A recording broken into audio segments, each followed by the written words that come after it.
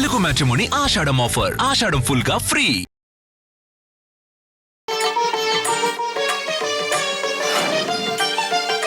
శుభమస్తు. శ్రీరామ జయం. గోల్కొండ బోనాల ఉత్సవాల సంబురాలు ప్రారంభం. గోల్కొండలో జగన్మాత గురువారం విశేషమైన బోనం స్వీకరిస్తుంది.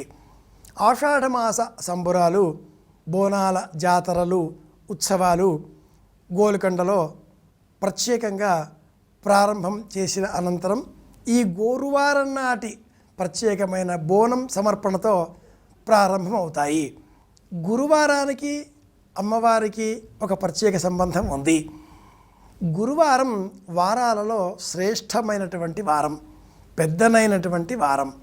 అలాగే నక్షత్రాలలో, గ్రహాలలో, గతులలో కూడా పుష్యమి నక్షత్రానికి, గురుగ్రహానికి, గురుగతికి ఒక ప్రత్యేకత ఉంది.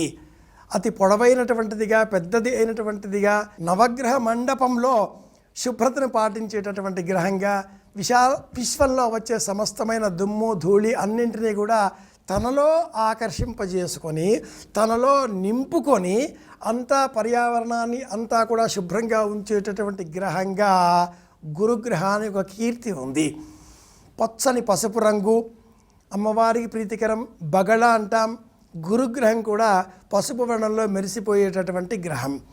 గురుగ్రహ ప్రీతికరంగా తీపి రుచి, పసుపు వర్ణంలో ఉండే మిఠాయిలు, పచ్చని దుస్తులు ధరించడం, పసుపు వర్ణంలో ఉండేటటువంటి సమస్తములైన పుష్పజాతులను అర్పించడం, ఇవన్నీ కూడా మనం గమనించే అంశాలు అవుతాయి.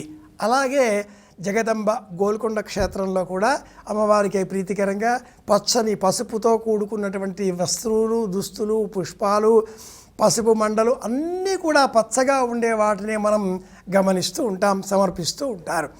ఒక్క కుండలో అన్నము, ఆ కుండపైన మరి ఒక చిన్న కుండలో కాసింత చింతపండు పులుసు, ఆ పైన ఒక మూత, అందులో దీపము, వేపమండల చేత అలంకరించి, పసుపు కుంకుమ, తెల్లని బొట్టు, బియ్యం పిండి బొట్లు వీటి చేత అలంకరించి ఈ మొత్తమును ఆలయానికి తీసుకువెళ్ళి గురువారం నాడు అమ్మ సన్నిధానంలో బంగారు రంగులో మెరిసిపోయేటటువంటి ఇత్తడి చెంబు లేదా కంచు చెంబు, అందులో నీరు పోసి వేపమండలు ఉంచి ఆ నీటితో ప్రధాన ద్వారమును కడిగి, దీనినే శాకపోయడం అంటారు.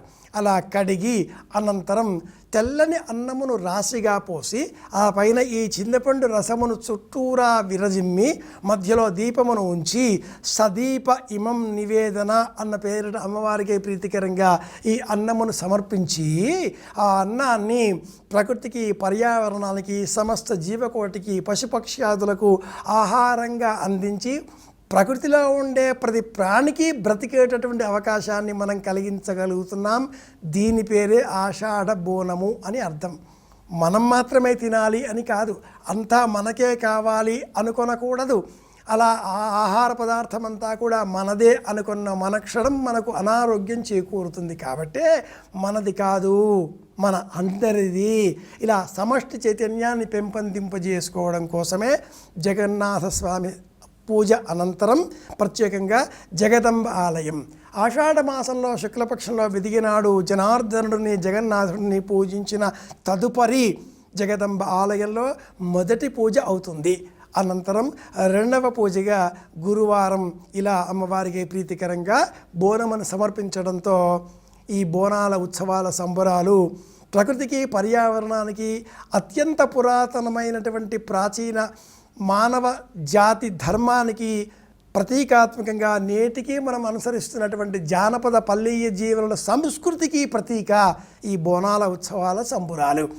ఈ రోజుతో గోల్కొండ జగదంబ అమ్మవారి ఆలయంలో ప్రత్యేకంగా ఈ ఉత్సవాలు శ్రీకారం చుడుతున్నారు, ప్రారంభం అవుతాయి. అమ్మవారి అర్చనలో ప్రకృత్యై నమః, వికృత్యై నమః ఇవి మొదటి నామాలు. ప్రకృతి, ఈ ప్రకృతిని మనం పసిగట్టకపోతే, పరిగణించకపోతే, గౌరవించకపోతే ఈ ప్రకృతి వికృతిగా మారుతుంది. మనం పూజించినప్పుడు అమ్మ అనుగ్రహం చూపుతుంది, మనం నిర్లక్ష్యం చూపితే ఆగ్రహాన్ని ప్రదర్శిస్తుంది. అమ్మ ఆగ్రహానికి గురి కావడం కన్నా అమ్మ అనుగ్రహం పొందే నిమిత్తమై 2 చేతులు జోడించి అమ్మ లగన్నయమ్మ ముగురమ్మల మూలపుటమ్మ చాలా పెద్దమ్మ కడుపు ఆరడి తెలుసుకొని కడుపారడు పుచ్చెడి అమ్మ ఇలా మనం దుర్గమాయమ్మగా స్తోత్రం చేస్తే అమ్మ అనుగ్రహం కంటే మించి కోరవలసింది ఇంకేముంటుంది? కోరుదాం. అమ్మ అనుగ్రహంతో అందరి క్షేమాన్ని కోరుకుందాం.